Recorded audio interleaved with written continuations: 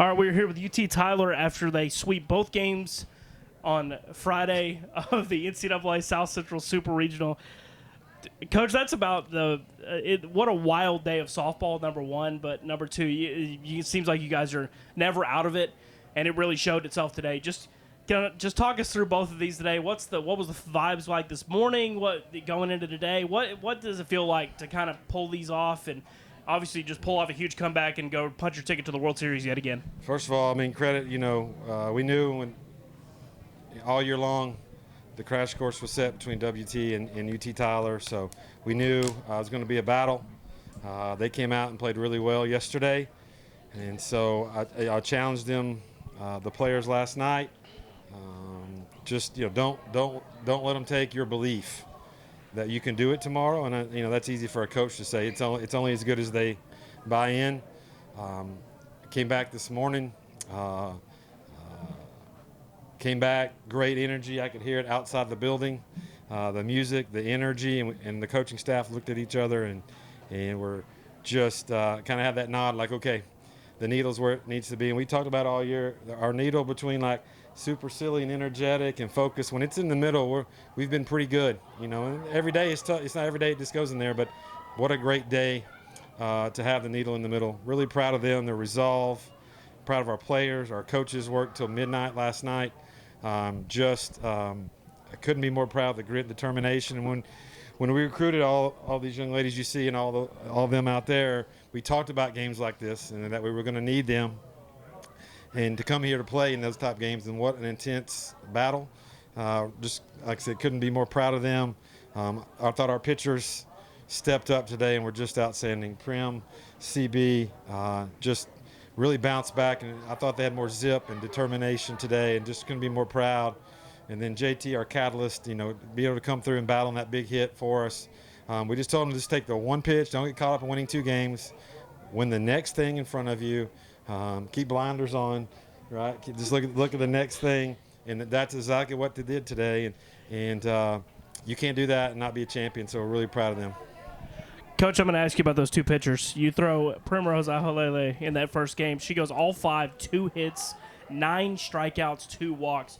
Just absolutely lights out performance in that first game. Just talk about that first aim effort from her. Obviously, coming back from yesterday, and you got to have the first one, of course, to get to the third one. But just talk about that performance, because it was lights out stuff.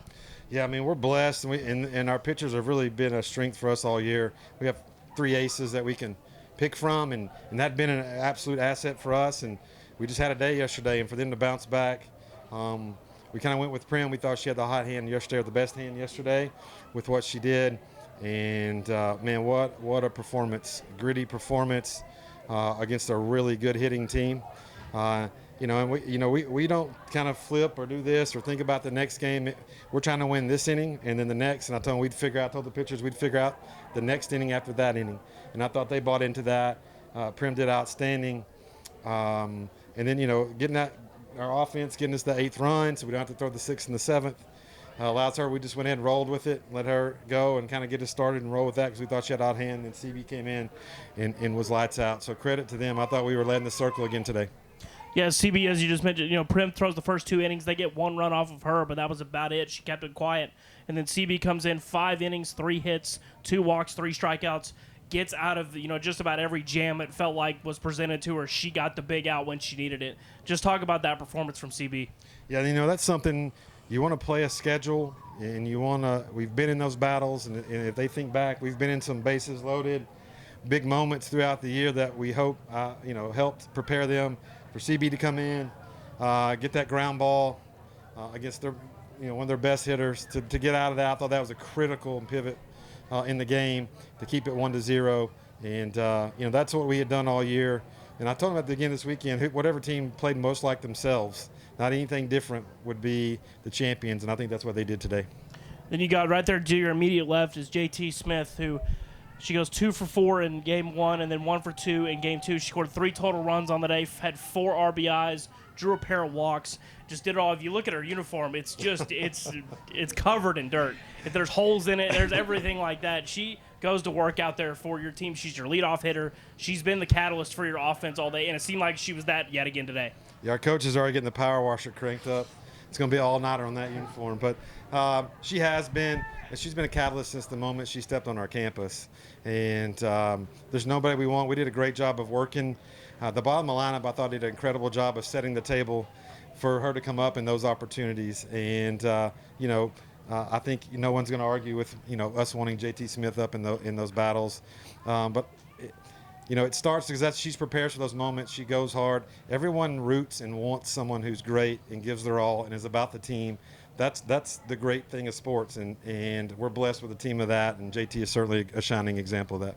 Coach, I'm going to have you throw it over to your pitchers here. We can start with CB. CB, Coach talks about, you guys putting on the blinders and just next batter, next inning, things like that. And it really was that in this afternoon's ball game for you. Just kind of talk about, getting out of those jams and kind of facing the next moment and just answering the call every time. Yes, sir.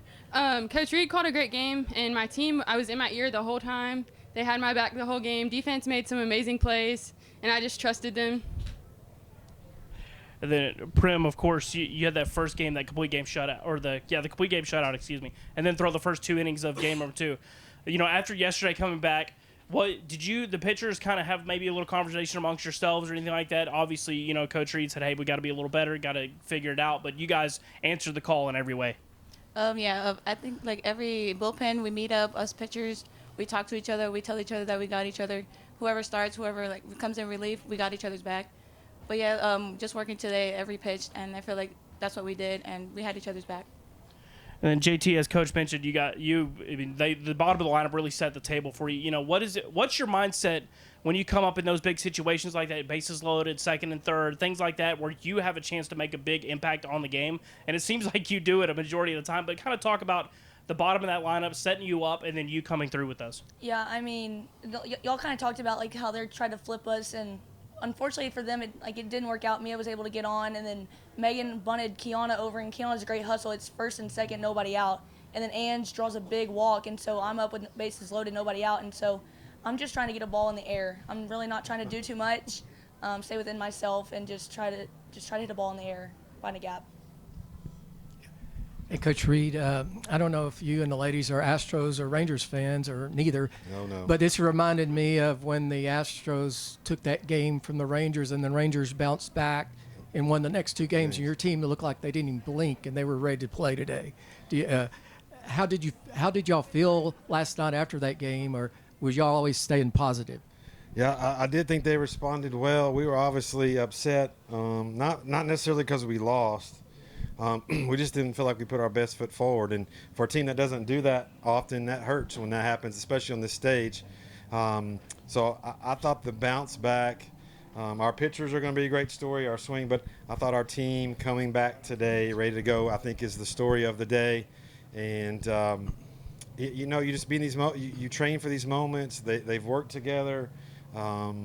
We've had to fight through tough things, and all those things draw people together. And I thought we drew every ounce of that team and that bond and that drive today to be able to get where we're at. But I thought the bounce back and their focus coming back today was critical, and we saw it early. Like I said, when we walked by the locker room, we knew the energy was right. They wouldn't even answer the door for me. Yeah, Coach, I was going to ask you, I heard you tell your girls after the game that you've been coaching a while, this was probably one of the most memorable days you've been a part of. What made today so special besides, y'all won the 2 biggest games of the year, but can you just talk about? Yeah, I think the environment, you're 2 great teams that have been 1 and 2 pretty much all year on the collision course to play. Getting to play that game at Irwin Ballpark in front of our home fans.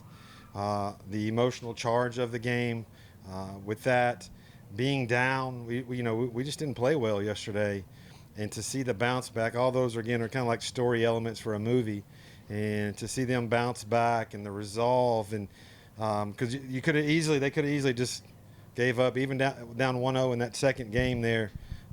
They could have gave up, but just to see the resolve and then all those elements coming together to coach in it and play in it was really special. That I just thought the day came together to be one of the most memorable days. I'm just so proud of them. So just to fight through all that, because the average person doesn't fight through that. I know it's hot behind those lights, but you're one good. more question. We're here all week. Maybe Do you think someday the NCAA Division II would allow at-large bids or maybe place West Texas A&M in a different region? It's a shame that two of the best teams in the nation are meeting in regional finals. Yeah, the regionalization model. I know there's a lot of discussion at the NCAA level. I think at the Division III level, this year they protected the top 8 seeds, if I understand it correctly, and so I know there's some movement in that and some other levels, and I know there's for sure some discussion at the Division II level for that. Obviously, we're big fans of the Lone Star Conference, and we think that there are some really, really good teams. We know there's some from all over the country, but we always feel like every year that the Lone Star produces. I mean, we had 2 in the top 3 and 3 in the top 7. And so if there's ever, in the future, that would be for the Lone Star, a chance for more paths for the Lone Star to be represented at the national level. That would be fantastic. And I think there's some discussion. So maybe in the future. Maybe all the SEC of Division II. I think it's tough, man. When you take in the quality of the teams that we play against, the travel to and from to get there, and again, just look at the rankings. I know the SEC has had a banner year in their selections, but that's kind of what we feel like. We feel like it's some of the best. And I said on a radio interview, some of the best softball and baseball in the country was at UT Tyler with all their hard work. We got to play that at home this weekend. So definitely, I think it's one of the tougher conferences. And if you can survive that, usually you're battle tested. Coach, I got one more for you. Obviously, a very, very emotional day, but you guys are going to make the trip to Chattanooga next week, and you're going to play in the World Series for the 4th straight year. You're the defending national champions, of course. Just kind of talk about what it's going to be like to kind of reset the emotions and things like that. Obviously, job's not done. You guys are looking for another national title, but kind of just what's the next few days and everything, just kind of bringing everything back down and then getting ramped right back up before this World Series. I think the neat thing is we've got experience of some people that have been there for us. We've got some experience of people that have been at the big stage at other levels that are going to go. But we constantly talk about for this team, this group of girls, that players, student athletes, coaches, this is our first trip to go. So we're super excited about that. We want to appreciate that and soak it up. They've earned the right.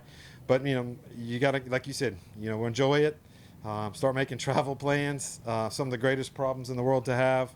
Try to get, take a deep breath. It's hot. It's been hot the last couple of days. And kind of let them get rested back up. Start our scouting prep. A lot of films coming up. A lot of film cutting for the staff. And so, but we're excited to go. And you work hard to do this. If we had to leave tonight, we'd go.